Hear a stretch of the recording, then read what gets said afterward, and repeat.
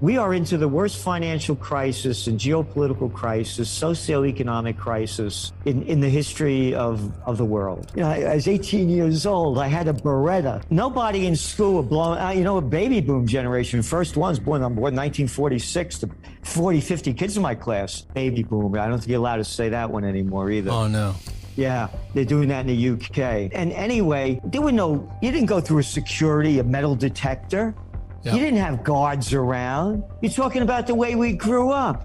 Yeah, there were neighborhoods you didn't go into. They were tough, but you didn't have to worry about every day. You know, Starbucks just closed down, 11 places because of the people out of their minds. Yep. Oh, yeah, look what's happened to society. Look at the clowns running our world. But who's your favorite president? Who's your favorite chancellor? Who's your favorite prime minister?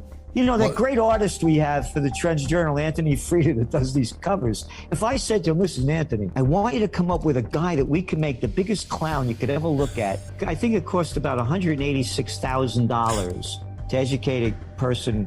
I shouldn't say educate him, to put into a government system from kindergarten to 12th grade. So now you're spending all that money, and what do? They get a job working at Walmart, getting a job driving a UPS or Amazon truck. What do? They work at Home Depot.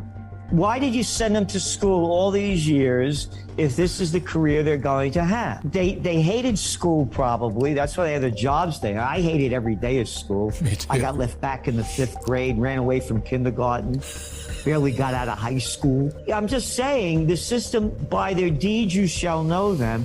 We're spending almost $200,000 to educate somebody. You didn't have to go to school to work at these jobs. Well, that's the Trends Journal is about. We tell people what in the world is going on, what it means, what's next, and what to do. And of course, the motto is think for yourself. You don't have to do what we tell you to do. But the mainstream, all it is it's constant propaganda, and they never stop. And they're rookies. And by the way, I used to be on Oprah, the Today Show, Good Morning America, like you are. You're everywhere.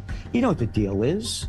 I mean, you're working for the corporation, and they want you to say what they want you to say, and you got to be in the game. So what you're getting the system. And when it goes back to remember the Maine, the Hearst newspaper with the Spanish-American War. Right. And you go back to the New York Times. Saddam Hussein, he has them aluminum tubes. Well, we were wrong, but we'll tell that after we told the propaganda. We are into the worst financial crisis and geopolitical crisis, socioeconomic crisis in the history of the world.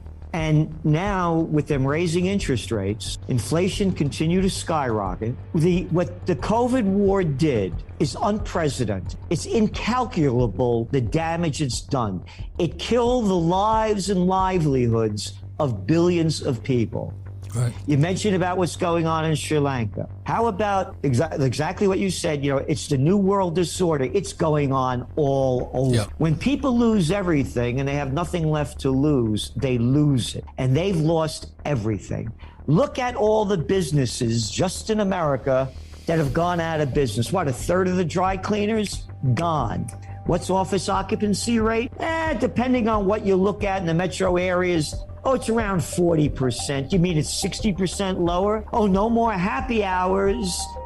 Don't have to, again, go to the dry cleaners. I'm working from home now. All the delicatessens, all of the businesses that used to depend on commuters. My father, may he rest in peace, used to say to me when I get upset, he says, son, take it easy. He said, people have little minds. Everybody knows their favorite baseball team, all the players, every team, everything about them. I loved that when I was a young guy. But, you grow out of that and start putting your mind in another direction, and they're not doing it. Again, they're listening to the mainstream. They get they live by sound bites. They're not doing the research to find out the details of what's going on.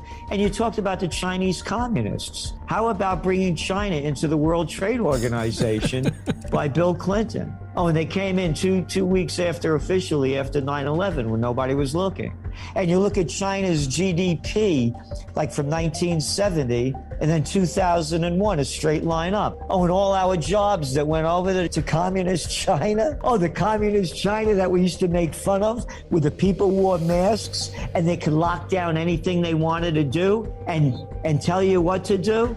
And we're going to follow that path. I'm the I'm the mayor, I'm the governor, I'm the senator. We're going to lock you down. The Chinese way, you must obey. Welcome to America. Well, you know, the big issue is inflation. And again, the economy was artificially injected with all this monetary methadone to keep the money junkies high. Everything should have crashed in 2020 when they locked down most of the country and most of the world. Right. And it's just artificially boosted up with record low interest rates and countless trillions of dollars pumped in by the government. And now with inflation, and they kept, you know, lying about it or being stupid, whatever you want to decide. First it was temporary and then it was transitory.